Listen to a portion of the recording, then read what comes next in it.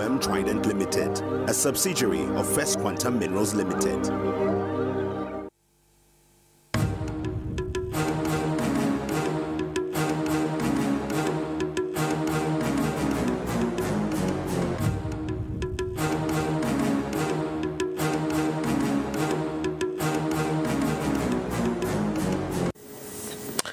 Good evening. Now, Zambia is facing one of its worst droughts, severely impacting the country's hydropower generation due to climate change and triggering deepening energy crisis. Water levels at the Kariba Dam have dropped to record lows, slashing Zambia's electricity output from an average of 2,200 megawatts to just below 1,000 megawatts for both domestic and industrial use. Historically, Zambia has relied on hydropower from stations like Kariba and Iteji-Teji, supplemented by thermal power from Mamba, as well as the emerging solar and liquid petroleum gas solutions. However, since early 2024, the national utility company ZESCO has implemented daily load shedding, which has recently intensified to up to 21 hours daily. The prolonged power shortages have severely disrupted socio-economic activities, hampering productivities in key sectors such as mining, construction, manufacturing, and domestic SMEs. The Zambian people are looking to government for the solution, but does government have these answers? President Hichilema delivered a speech to Parliament just last week, Friday. Did he provide a way forward, and are you satisfied? We take a break. My guest, who is the man responsible for energy in the country, joins me on Costa.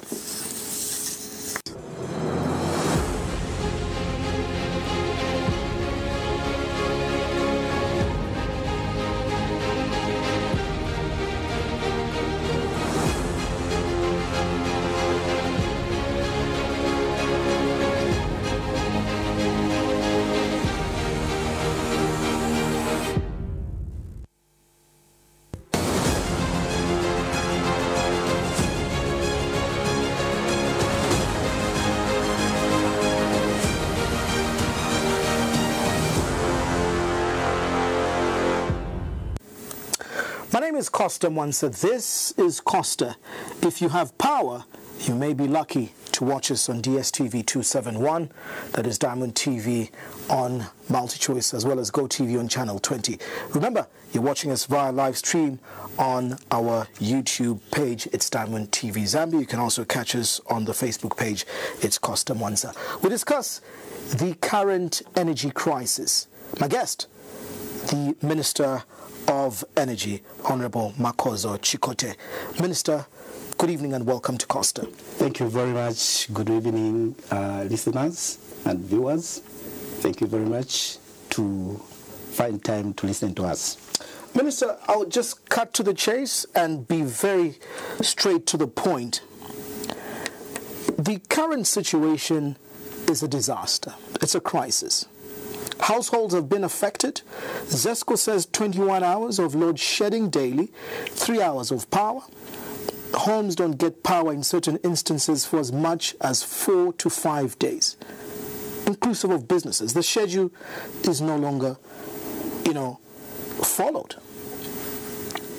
Ndio zaba into zero. People cannot do business. Many are saying that this government has failed the people of this republic. Shouldn't you be resigned for failing the people, Minister? Thank you very much, Costa. To start with, we must accept that we are in the crisis as a country. And I want to say that the New Dawn government has a heart for the people. And we must also understand that this is a disaster for the country, which has really affected the livelihood of our people, which has affected our economy, and it's not a situation that this government is celebrating. We are with the people, and we really feel very bad for this situation. But first thing is to accept that this is a natural disaster. It's not a man-made, disaster. It's not a disaster that has been created by this government. It's something arising from the climate change effects. And you see, this is one thing our people, our good people of this nation need to understand, that as a country, we depend on hydropower, which we are at 87%. And this has been the case all these years. All these governments have come in, our focus has been in hydro. Hence, we have been hit with this drought. Water levels have gone down, which is supposed to generate power to feed into all our economic activities. We are hit, and we accept this situation, and we agree that our people are going through a very difficult situation. But is this government sitting idle? The answer is no. Minister, before you come to those solutions, I just want to stop you in your tracks there. In 2015, under then the PF, we experienced some form of load shedding. Running to the 2021 election, the UPND's campaign slogan was that you're coming to fix our economy and you're coming to fix the energy problems. You promised the people that you would end load shedding, correct? You promised the people, and in fact accused the PF of having poor leadership. President Hichilema said it's the lack of innovation and leadership. If Dubai, that has no hydropower, can provide power in a desert, why should we not do the same in Zambia? Your colleague at local government, who you serve with as Member of Parliament, is on record saying it's so easy just to dam rivers. We create this solution. 3 years down the line, you have failed to do what you promised the people of Zambia. Why am I saying this? Meaning you knew that during that era there was climate change, so a disaster would hit. You knew. Even when President Lungu then went to Parliament to say we're having an energy crisis due to climate change, President Hichilema laughed at him then. COVID, you said they can't give us a speech of complaints, it's lack of leadership. Has UPND demonstrated leadership 3 years down the line, that you did not plan for things you promised? Correct. Costa, we are talking about leadership, and you are emphasizing on leadership. First of all, let us get back to who provide this power. We have our state-owned entity, which is ZESCO. What was happening to ZESCO? This is where we first said leadership. Was the previous regime providing leadership on how ZESCO is supposed to operate? The answer, Costa, is no.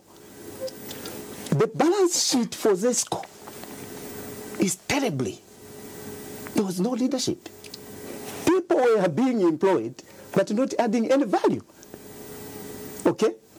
Now, when we came in ourselves, and Costa, remember, these are projects we are talking about.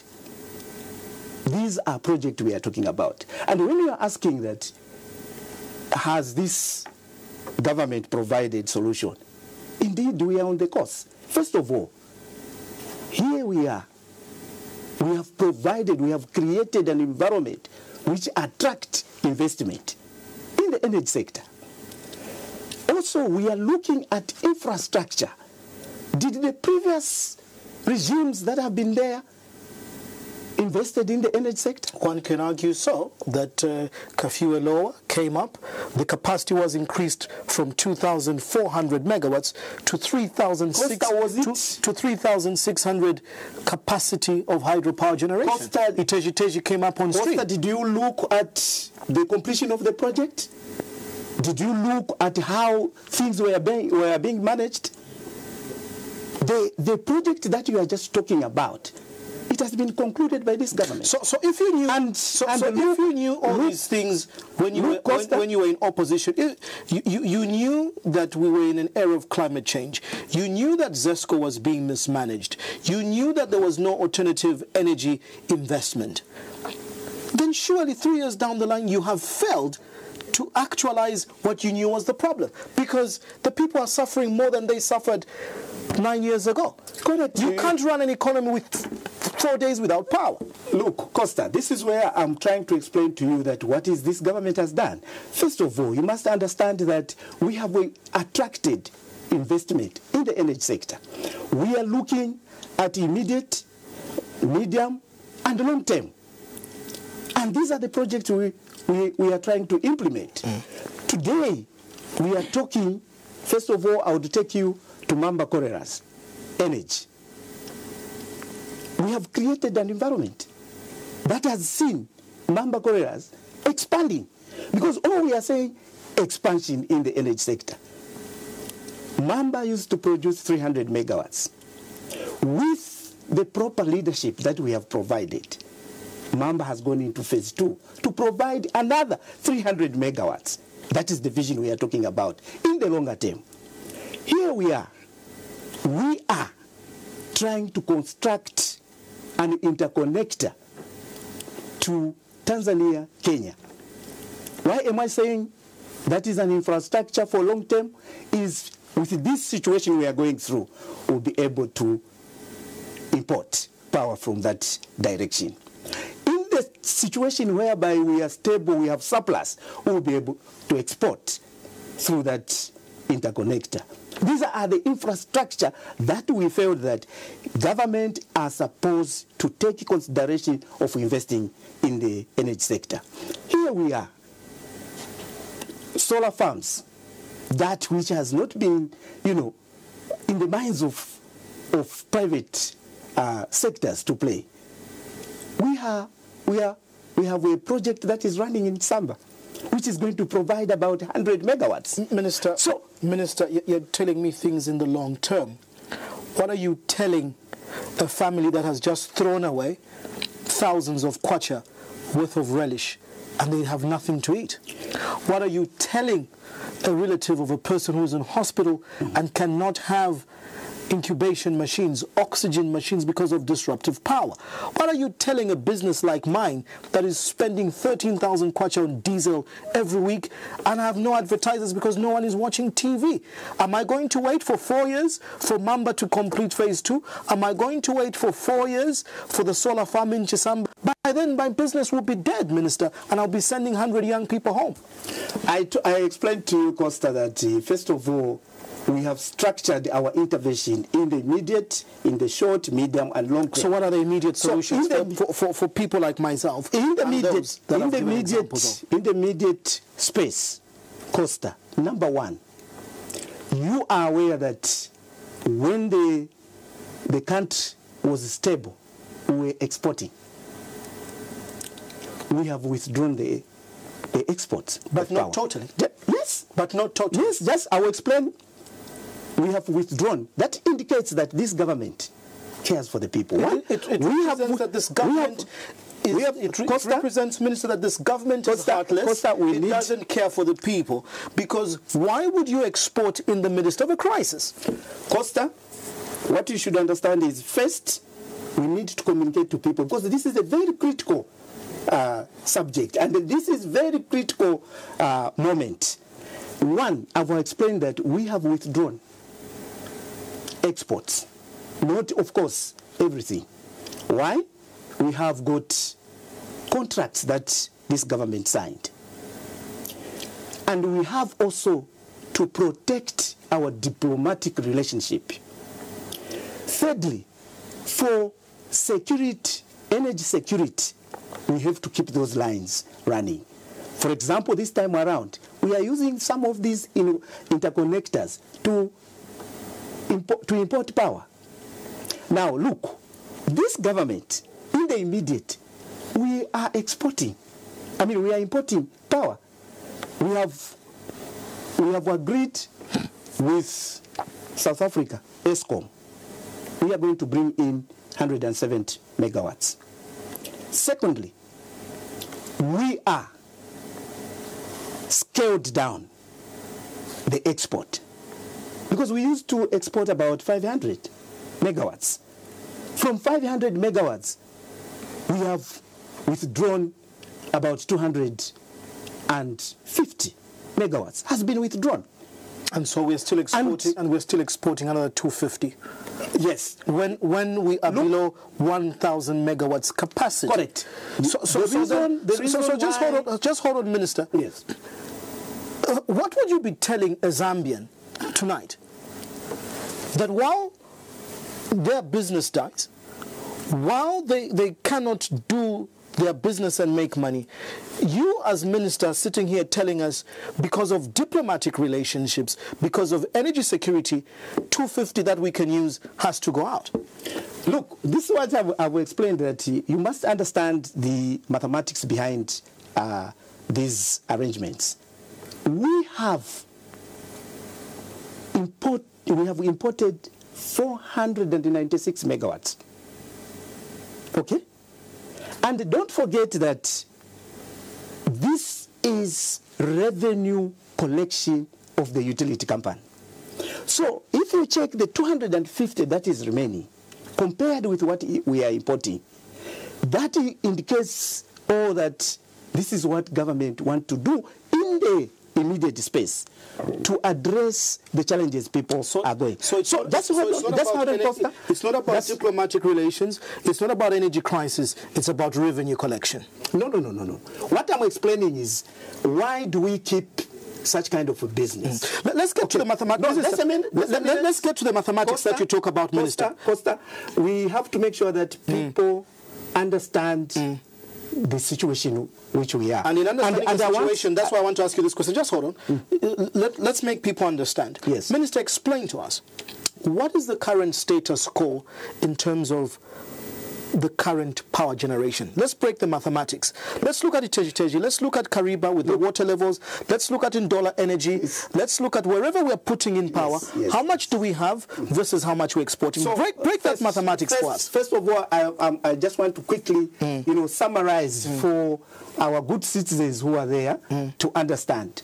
Zambia's peak for demand is 2,400 megawatts. Currently, the deficit, because of the water flows that have gone down, we are just able to produce about 1,091 megawatts. So roughly the deficit is around 1,300 plus megawatts. Now, why? So just there, I'll be asking some rider questions just there. Tell us, previously we were told that Zambia's actual capacity was 3,600 megawatts at maximum capacity. Is this true or not? Zambia's hydro generating power, it's at 3,777 megawatts. Okay. 3,777. Everything being equal, yes. That's our maximum capacity. Correct.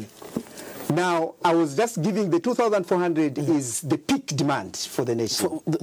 So the peak demand that the country requires is 2,400. Correct. Our generation capacity is 3,700, all things being equal, meaning we would even have a surplus. Correct. Okay. That's the more reason why we have been exporting in the to past. other countries. Now, what have we put? Because I want to quickly address the issue of immediate.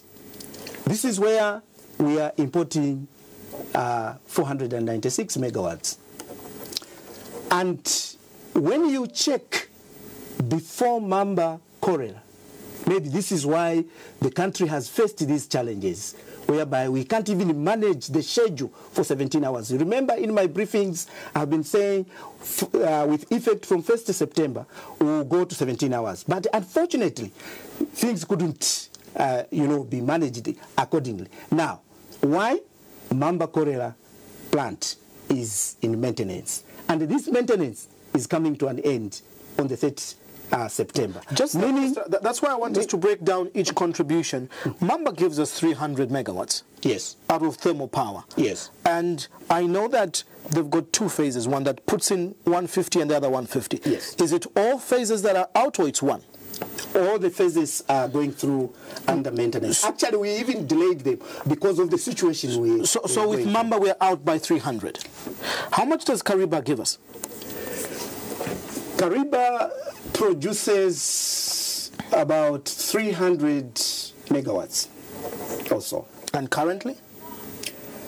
Kariba has really gone down. I can't give you exactly the power that we are getting from Kariba, because definitely, you know, Kariba is a shared water body with our colleagues, and our allocation has really gone down. That I must tell you that. Would you admit tonight that in fact our allocation in Kariba is below the barest minimum of 10%? Based on the Zambia'S River Authority statistics, we're currently now moving from about 9 to almost 7% of water remaining. Yeah, actually, we are trailing not in a good position, Costa. Would you admit with those figures? Well, I'm not very sure. I can't give you exactly the figures, but what I know, the current situation at Kariba is not good. We are trailing below. So, is it true, Minister, that Kariba is scheduled to shut down? It will not be shut down. But in terms terms of the water levels, by October, will Kariba stop? It will not stop. Costa, it will not stop. We will still keep on running it in a minimum to keep it running, because shutting Kariba down, it has a lot of consequences. So therefore, this government, through Zambia'S River authorities, we are trying to make sure that we cross to the next season without shutting Kariba down. And if you want to understand what we are getting from Dollar Energy, it's about 105 megawatts that we are getting from Dollar Energy. In fact, where I was trying to get to, Minister, you're saying peak demand is 2,400, 1,091 is what we're generating. I just wanted to have an understanding of what each power station is contributing, Iteji, Kafua Lower, and so on, even the solar one, so that we have an understanding how we can even justify that what we're importing is more than we're exporting. So to lump it all, to give you the total energy that we are having, that's why I told you we are somewhere at 1,091 megawatts currently, as I'm talking to you. So the deficit that I have just explained is 1,300 plus. So to what we are importing, and to what we're importing is 496. 496, somewhere there. And we are intending to add to our importation another 170 megawatts to stabilize from ESCOM. Yes, to stabilize the deficit and the load shedding hours that we are talking about. And I just wanted to clearly explain the last 2-3 weeks where the load shedding was badly affecting the people. It is still bad, Minister. Yes. It is still very bad. Yes, but you must understand that the reason why it went even, other sections or some of the sections by rationing this power that was available. The other contributing factors, we are importing some power through Namibia interconnector, which is about 160. We had a technical fault there. So we were not getting that power. So the fault has been rectified, and we are going to bounce back. So also, by 30th September, Mamba is coming back. Also, with this, what we are importing, you will see these interventions in the immediate stabilizing the load shedding. We are likely to get back to the normal, whereby people can understand, they can also plan nicely. Right up now, people have got so much headache to plan, because when we had these challenges, it was very difficult to manage the load shedding. Minister, how do you as Minister, first of all, in charge of energy, how do you as a cabinet really hold your heads up high, go to Parliament, come and sit here and tell us that you're a caring government, when you as Minister can sit, hold a press briefing, tell us that you will load shed us for 17 hours, and ZESCO says they'll give us power for 3 hours, yet they've never given us power in days, they've never followed any schedule. How do you hold up your head high morally and say you are an accountable government when even what you tell us as Minister is not... No, Minister, hold on. I need to speak on behalf of the people. Yes. Ever since this disaster or crisis started, Minister, it's so really funny that when a Minister of Government announces that it will be 15 hours of load shedding, ZESCO does the exact opposite. And the Minister is asking, we do not know why ZESCO is not following the schedule. Why aren't the schedules followed based on what you announced, Minister? Costa, this is what I was explaining. That's why it's very important our people out there to understand. You see, I will speak as a Minister of Energy. I did announce that by the 1st of September, we'll move from 12 to 17 hours because of the situation that we are going through. But are we experiencing it's undeniable that... Just a minute. That is the more reason why I can come to radio stations, TV stations, to give the information to people. We need to interact with the people. Minister, now, the 3 hours, your statement the 3 hours was not honest. You were not honest with people. You said 17 hours. We're experiencing 21 hours, Minister. This is what I'm explaining. You see, I have told you the reason why we have gone to such is the issue of Mamba withdrawing the power because of maintenance. You knew that Mamba would be maintaining, Minister. Can I explain, Costa? Were you not informed? People have to understand, Costa. Yes. The power has been withdrawn because of maintenance, and that is a normal, routine. Secondly, I have told you that the interconnector that we use to import power, the Namibia one, had a fault. So with this situation, led us to have these 3 hours, one day, and so forth. Just there, Minister. So, if you may allow me, Minister. In all due respect, Minister, if you may allow me. I believe that as a Minister of Government, you are advised by the technocrats. Before you came to the press to announce that by the 1st of September, we will see an increase in load shedding, I'm sure that the experts should have informed you that Mamba will be going on its scheduled maintenance. Correct. So you knew that 300 megawatts will be going out, hence the increment. We can forgive on a problem on the Namibian, it's a fault. Yes. So didn't that 17 hours that you were announcing, didn't it encompass or consider that Mamba was going out? Because why I'm asking this, you announced 17, but what we are seeing is different, Minister. We are seeing 2 days. Where I'm living in Woodlands, I've not had power for 3 days. Here at Diamond, Minister, we've not had power for 4 days. I agree with you, and I accept that what we are going through is really quite bad. So why haven't you come back to say, we are sorry, we lied, this is the correct position? We did not lie, but you must understand the circumstances that have developed after I pronounced those hours. But we knew Mamba was going on... Correct. Yeah. This is where we are even considering exporting power. These are issues you need to strike. It's a negotiations. As we had a plan, this is the power we are going to import, and this is what we have as a country. And when we add up these things, we're able to predict that from the 1st September, we'll be having 17 hours. But circumstances that are beyond us, because we did not even predict that we are going to have 160 megawatts. That's a lot of power. So when the fault on the Namibian line happened, how many weeks ago was this? Now we are saying I think this is our 3rd week now. And so that power purchase agreement with Nam Power is them importing, just like we have power purchase agreements exporting. Yes. Couldn't we then hold on to maybe from the 250 also claw back even 100 megawatts while we wait for Nam Power? Costa. It's not that easy? Costa, these are the contracts. When you sign a contract as a government, there are terms and conditions that are attached to the contract. That's why you see us even going back to withdraw the 250. We had to negotiate because this is a contract that we already, signed.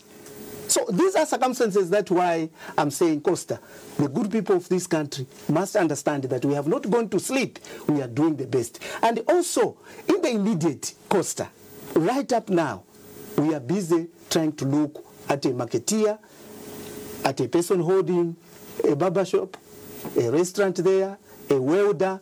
How do we sustain and mitigate and see us crossing to the next season? This government has gone ahead by putting genset to supplement our markets. So that indicates, that's why I'm saying our hearts are with the people. That's why we have put this intervention in place. How many gensets have you put? So far, Costa, we have installed 6 to reduce to the critical. We have got so many critical areas, but to start with the resources that this government, what the treasury can support, we have installed 6, but the genset that we have procured, they're about 20. So to make sure that, to indicate and to show to our people that this is what your government is doing in the immediate, to stand with our citizens with the problems that they are going through. Minister, in the midst of a crisis, I mean, the world, the globe has gone through different crises, from World War I to World War II, to the global crunch of 2008, volcanic eruptions, COVID, and so on. Responsible governments are able to give their citizens some sort of stimulus package, some sort of breathers and incentives. You in the opposition again mocked the PF when they said there was a 10 billion stimulus package with the central bank during COVID. All we've seen from this government is a 49.1 billion supplementary budget that went to Parliament. When you look at this, it doesn't really address a stimulus, especially at domestic household level and especially SMEs and businesses. Why do I say so? You're talking for cash for work, providing 200 kwacha, 400 kwacha, when the cost of living, again, is high. In short, productivity is at its lowest. Your GDP has shown a decrement. What stimulus or incentive are you providing at domestic household level for SMEs and businesses to navigate this period of an energy crisis that is tangible, that people can look at? Costa, we don't need to underplay what we are doing in terms of household food security. That has not to be underestimated. This is what the government can do to support our citizens at the household level. The program that we have put under social security is quite good for our people. How many are the beneficiaries out of the population, Minister? Look, all our vulnerable people. How many are you targeting? Costa, you have seen the figures. You have seen the figures. The beneficiaries who were there. It's below 1 million out of 20 million people. No. Costa, are you sure it's below 1 million? I mean, when it comes to we are talking about 3 million people who are benefiting from this program. When it comes to something which was not there. Costa, you must understand that. But how sustainable is it? How sustainable is it? First of all, let's look at the food crisis. We're saying over 6.5 million people are being targeted from food relief. Then you've got an increment on your social cash transfer that you've been giving, and then you've introduced the cash for work. Yes. But what I'm saying is, this is merely like a hand-to-mouth short-term solution. You give me 200 kwacha today, 400 kwacha this month. I still don't have power. Productivity is not going on in the country. We're talking energy here. You should look at what we are doing, because don't throw away the interventions that we are putting in place. Granted, but where's the stimulus for businesses for us to navigate through this period? Look, we are not just addressing the issue of giving people hand to mouth. We are addressing issues that are affecting the energy sector so that we can tackle the issues of production. That which we have rightly said. Give me an example of one stimulus package that your ministry, with your other line ministries, Commerce and SME, have designed to stimulate businesses amidst this, period. Because I'm a business and I can argue that I've not received any stimulus, whether it's through a tax break or it's through any moratorium. First of all, and like I said, every responsible government through COVID and other crises has given their people some sort of we need to incentive or stimulus. We need to understand that, first of all, you see, we are addressing challenges that are facing energy sector. Why did we zero rate equipments that are addressing solar power? That is an incentive to make sure that issues affecting the energy sector are addressed to. You need to appreciate this. Minister, this is one way to attract. Minister, Minister, I love the fact that you told me that you live with the people. Yes. Near Chipata compound. Yes. You've zero-rated solar products. Yes. What is the cheapest solar solution, Minister? Costa. No, Minister, I'm asking you, if you're truly a minister of the people, yes, what is the cheapest solar solution? And I'm asking this question, whether it's affordable for an ordinary Zambian to do. Look, I will not go to specify different equipments for solar system. But first of all, you must understand that these are kind of intervention that have never been there. First of all, look, first, we are trying to provide and change the mindset of our people. Minister, maybe you're not... You sit in your boardrooms or in your cabinet and make these decisions, but you don't do follow-up. So people are either lying to you that this thing is working. The reason why I'm asking you this is a solar panel, Minister, is 3,500 kwacha. One. A solar panel. A gel battery is around 7,000 kwacha. Minister. I just, for the business, finished installing a solar system for over 180,000 kwacha. In the midst of a crisis, when financing is hard to get. So I'm asking, with zero rating, are you happy with this? Is this affordable? Look. No, Minister, are you happy with this price? Listen. Are you happy with this price? The intervention is, first of all, to bring these equipments to the people of Zambia. Why have we zero rated the solar equipments? One is to make sure that these equipments are available and the benefits trickle down to an ordinary person. Now listen, Costa, before zero rating these solar equipments, do you know a 5 kilowatts equipment for solar was costing?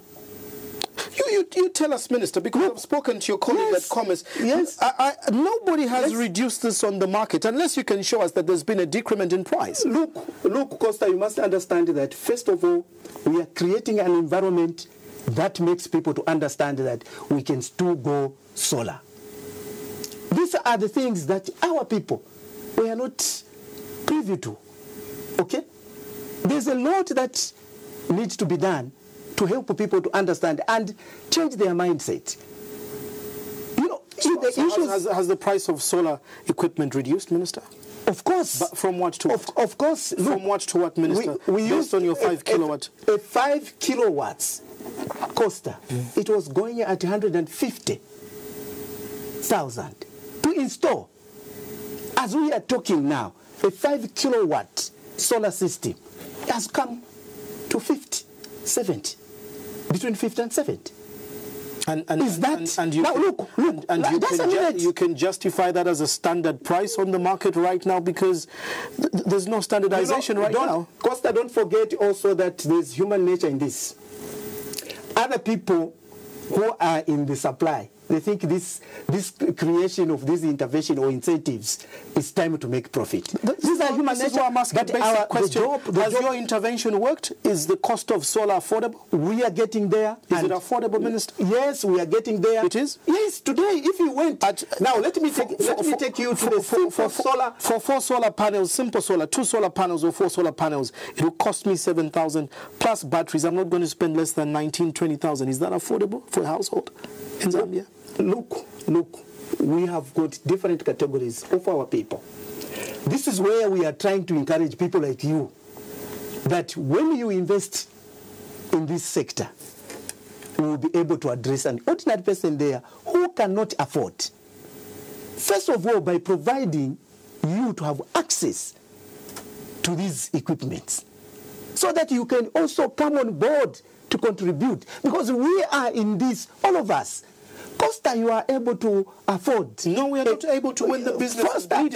First, you are able to afford to have a 5 kilowatt at your household level, and the access, the excess, you are able to provide. Let me just give you the truth. Why I'm saying you have failed the people, and you are not a caring government. For a business, I think that is Costa. That is really when you look at what we have done. Unless you just brush them away. When you look at what we have done, I'm listening, but you're not allowing me to give you the reason why I'm saying this. When you look so far what we have done, someone cannot say this is not a caring government. It would be really very unfortunate. But because you see how much has been invested in the energy sector. What is that we have done? If this was not a caring government, but Minister, if we have invested, surely we would be coming down from 21 hours of load shedding to something more manageable. Costa, and agree, believe me, we are coming down. We are going to manage this load shedding. And that I'm telling you, we are going to manage this load shedding, and even the hours. Listen, Costa, even these hours of load shedding will not be what we are going through today. You're asking me why I'm saying you're not a caring government and there's no stimulus. I'll give an example of the media business because I need to give an example straight to home. We run TV. Yes. Our business is based on viewership. I don't know how many people are watching this interview because they don't have power the whole day. My advertiser, my revenue is based on people watching TV. Have you thought what has happened? Hold on a minute. Have you thought of what has happened to such a business? That there's nobody watching means there's no revenue. On the other side, you, for example, will call me for a press briefing and want me to cover you while I'm spending more on my genset. The reporter that is coming to cover you needs to charge now their batteries for that camera to make you go live with extra sources of power that I need to invest in that. Yes. In a business that's bleeding, Minister, what do you say to me? But the first thing, no, I just what are you saying to me? First thing, Costa, we must accept you and me. It's a situation that we are. Yes, but you said I can afford. What are you saying to a business like me? Look, this is the more reason why we are putting these interventions in place. Costa, if we didn't consider what you are going through, we could not line up all these interventions in place. We are doing such in order to respond to the challenges that you are going through. For example, Minister, these interventions are meant to answer the challenges that you are going through. Minister, so this is a caring government. If you're a caring government and considering a business like me, have you offered me cheaper fuel to put in my diesel generator, for example, because your cost of petrol and diesel, Minister, you admit is high? Have you offered me any tax break or any other incentive? Because I am giving you feedback as a citizen that even the cost of solar, despite the waiver, is expensive. So what are you telling a business like mine in terms of stimulus? This is why I've said, Costa, the mandate, the responsibility of the government is to address these issues the way they have come. We are really providing the leadership. My question, now listen, Minister, Costa, I'm coming to you as part of a stimulus that you're providing for a business like mine. Look, this is what I'm saying. Why have we put all these interventions in place? Is to make sure that how do we assist our SMEs out there. That's why we are putting these interventions in place. By putting gensets into the market? Of course, to make sure that through this crisis, we are able to mitigate what about those the of us that are not marketeers?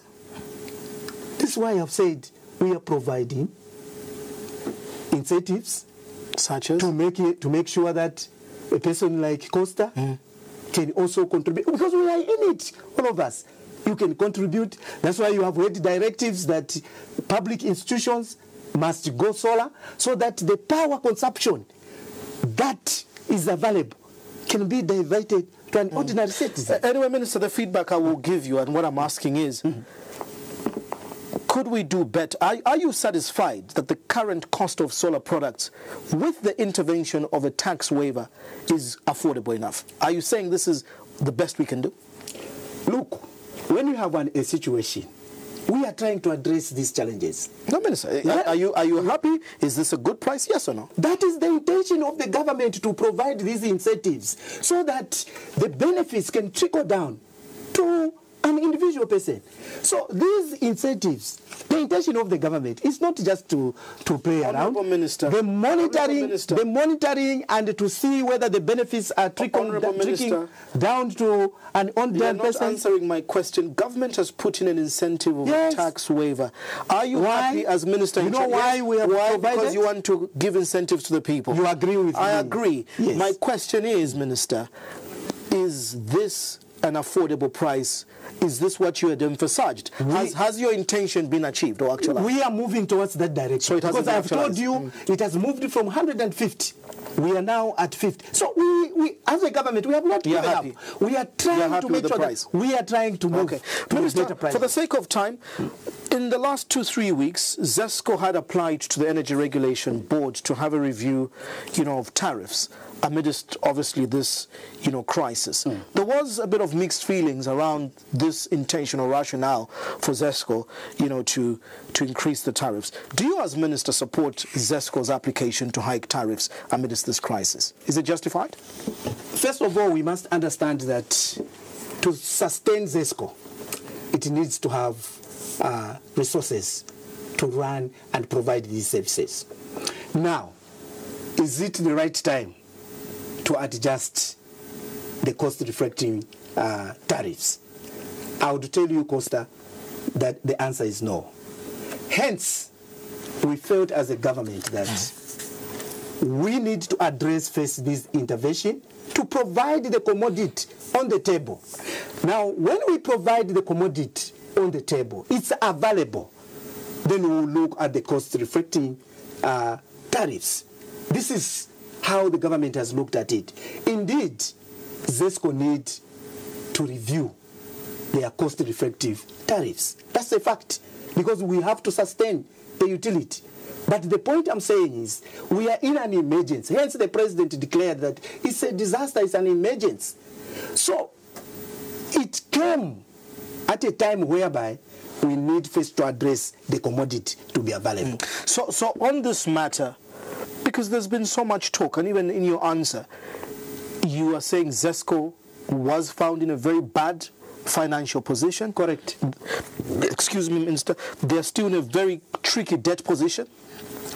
Everybody has argued that even, for example, ZESCO buys power at 11 cents per kilowatt hour, say from Mamba, and selling for about 6 to 7 cents per kilowatt hour, which does not make business sense. Yes. So even the reason why sometimes it is profitable to export is to create that financial cushion.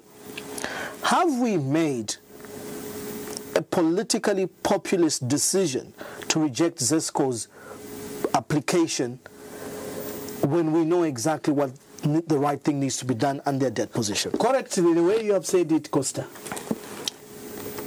ZESCO is struggling. Even when we are importing, for example, we get power at a high price and distribute it at a lower price. That's a very difficult situation to sustain the utility.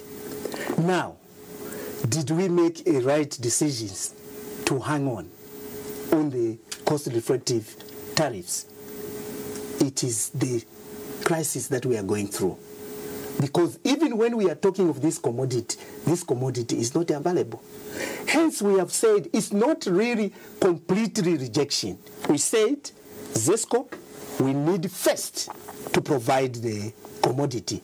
And who will come now to the people to say, here's the commodity. To sustain this commodity, we need to look at the cost-reflective tariffs. So the increment will definitely come after this crisis. People will understand. Yes, definitely people will be sensitized, people will be given the right. You feel that's the right thing to do? That's the right thing to do.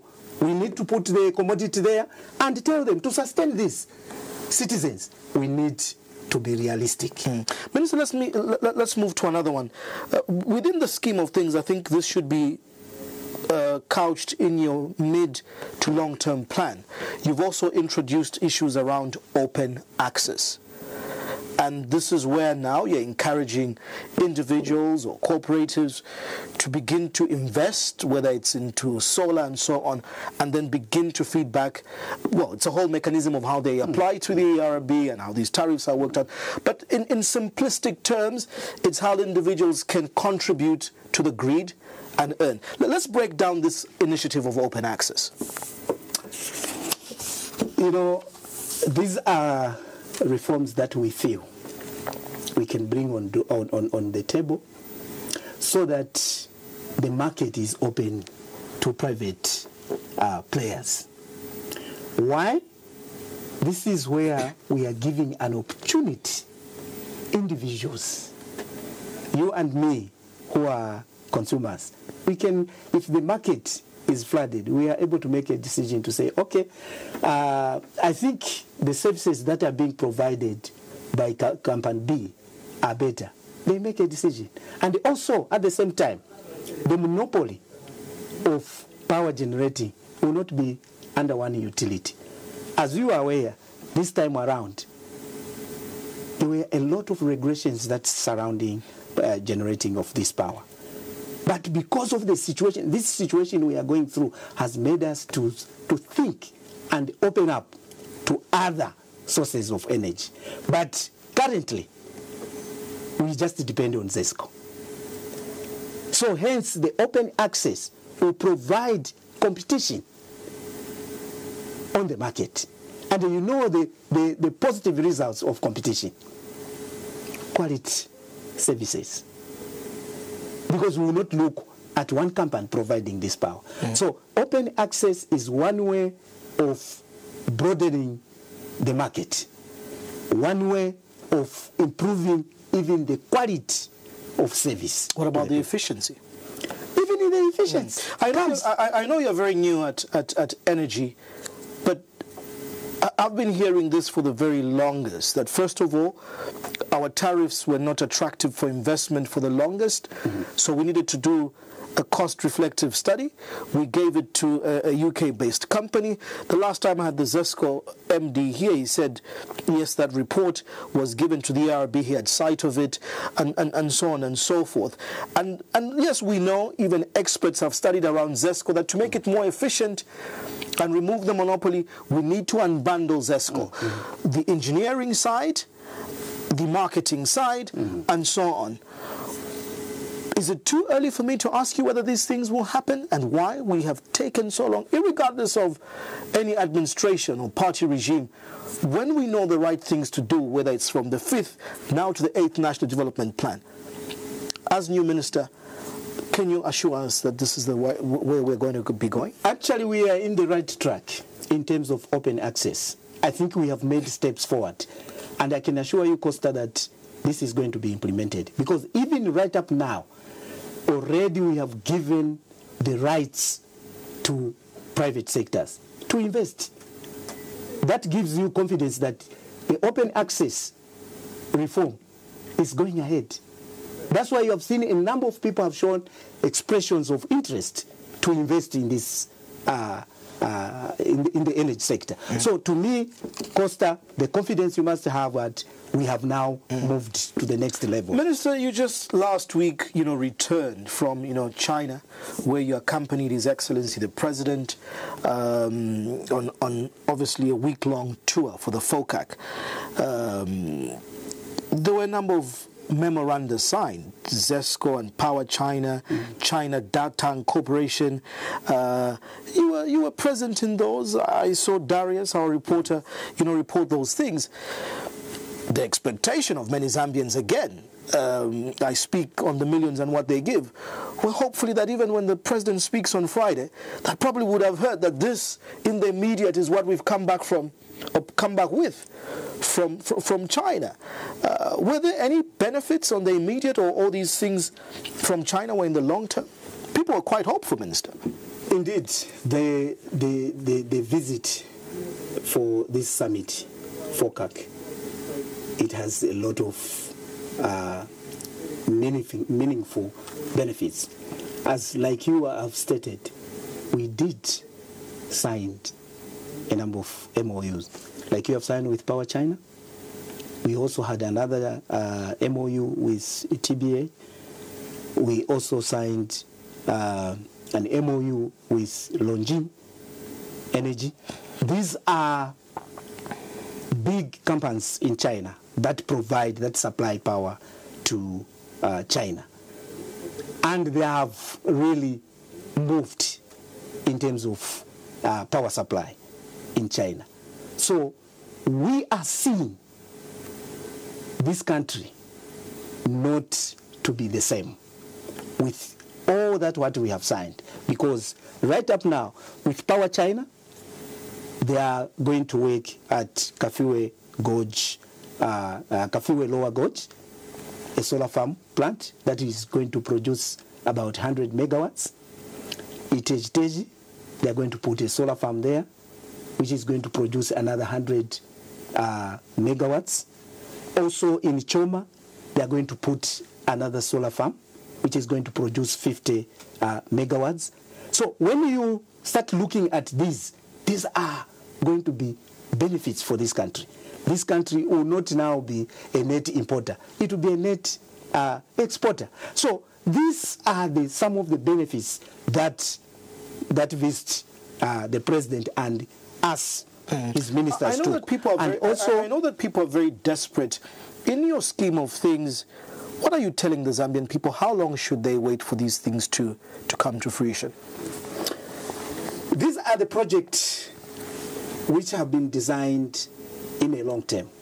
But how many years projected? The three that I have just mentioned, these are taking, the longest is 12 months.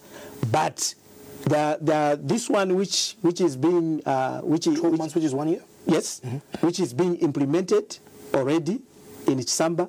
That one, we are likely to see the benefits the first quarter of 2025. The one which is going to be put in Kafue Lower Lodge, Gorge, that one is just taking another 12 months. So these are the solutions that are going to address energy security for this country. So that's how important that visit was. So, and also TBA, they are coming in this country.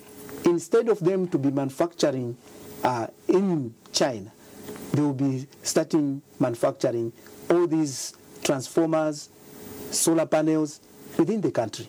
So these are the things that are going to change the energy sector in a longer term. Kindly update us also on the status of, we heard even in the president's speech, there's been $2 billion of investment from Mazda of the United Arab Emirates, and the president has been castigated for his maneuvers. There's all these things now you're talking about within China. There's that consortium again that we saw through the British consortium companies that came through from Ambassador Woolley that were talking about investment into the energy sector. There's in the Lusaka M-Phase here with the French government, some solar farm there. How well are we doing? Are these just investment pledges? Have some of these things started actualizing, apart from the Chisamba one that you talk about? We know of Colobelt Energy Corporation in Impongwe. Are these merely lip service pledges? Costa, these are not lip services. First of all, it's a process, because these are the projects that are supposed to come in the country. And before a project starts, there are a number of issues, because these are companies that are coming, investors that are coming.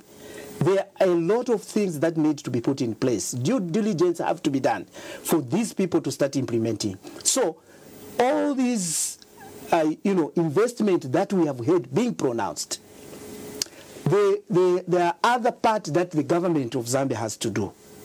And I will tell you, over the Mazda one, we as a country, we have done our part. So we are waiting for them now to conclude. There are issues like financial closures and so forth, because there are certain companies that we have probably maybe announced before maybe a due diligence is done.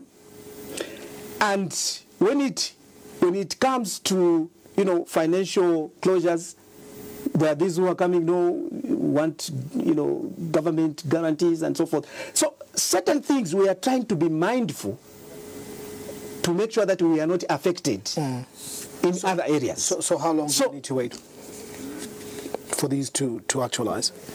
Actually, this one, the Mazda one, I can rest assure you, although I can't predict the timing, but I would tell you, we are just waiting from our colleagues, the other side, to do their part, to finalize. And we will see these investors coming in. Minister, in a setup of, I know, Costa, over even the same, just to allude, other people were saying, why again going to do other MOU when the first ones are not being implemented? Costa, the responsibility of the government is to find solutions. Now, if, for example, for argument's sake, the first MOU has not worked, should the government go and sit down that because the MOU we signed has not worked? No. The government has to move forward and make sure that solutions are found to respond to the crisis. Minister, in a setup of government where you have cabinet and ministers, we expect that the president puts or appoints competent people, as he says, Zambians, qualified people with solutions to problems.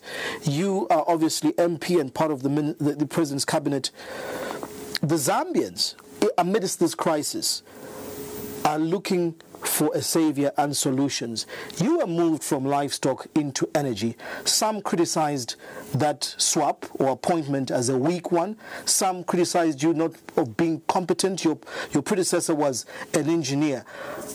Are you the solution to Zambia's energy crisis, Minister Makozo Chikote? First of all, Costa, you must understand that the president has the power to appoint who he wants to work with.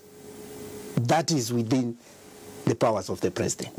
Acknowledged. It cannot be disputed. Then secondly, yes.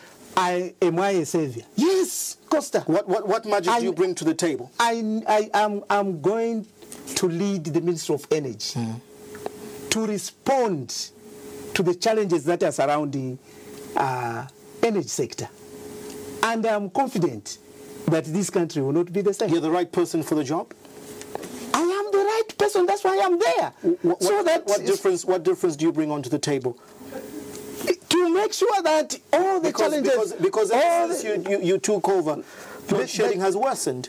Actually, you see, from the time I took over, you are saying the situation has worsened. True, Minister. I'm confident from 12 hours to now 4 days. And actually, I'm moving with the rest of the nation. I'm updating them what I'm doing. Like I'm communicating to you. I'm telling you what I'm pushing as a Minister of Energy. So Minister, to me, you're the right person. I'm the right person at the moment to provide solutions that are affecting energy sector. So in just under a minute, tell us what will happen by 30th September with the immediate things you're doing. When Mamba comes back, when the Namibian power line is corrected, tell us in the immediate how much will we reduce load shedding in terms of the number of hours Zambians should expect. And finally, when do you think with your long-term measures load shedding will be a thing of the past for this country? First of all, I want to assure our good people of this nation that yes, we agree the challenges that they are going through,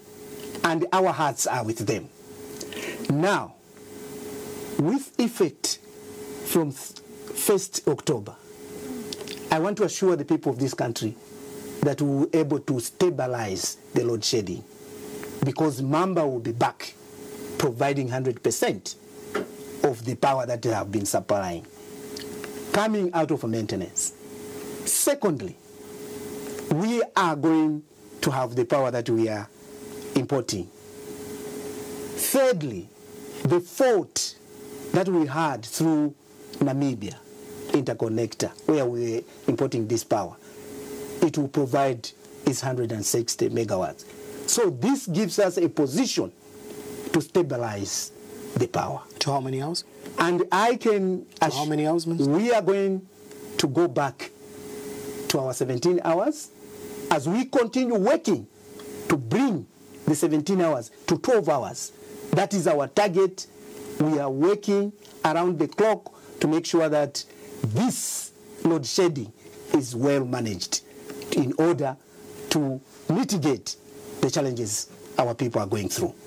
And when will load shedding finally end with your long-term plan?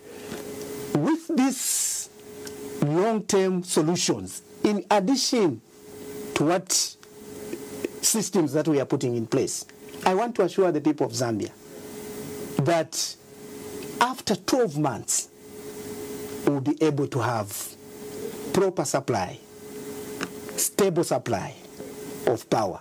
But this, I'm not saying that because we may be with the rainfall forecast that we have been given, because one rainfall, good one rainfall, will not bring back to the full capacity of Kariba Dam.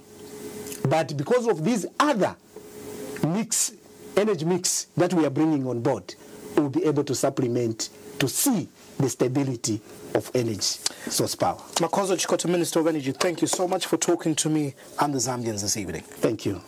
My guest, the Energy Minister, Makozo Chikote. We've been talking the energy deficit and the current crisis. Thank you so much for those that could have managed to watch. Remember, Diamond TV Zambia on YouTube, Facebook, Costa Mwansa. Thank you so much and have a peaceful evening, Zambia.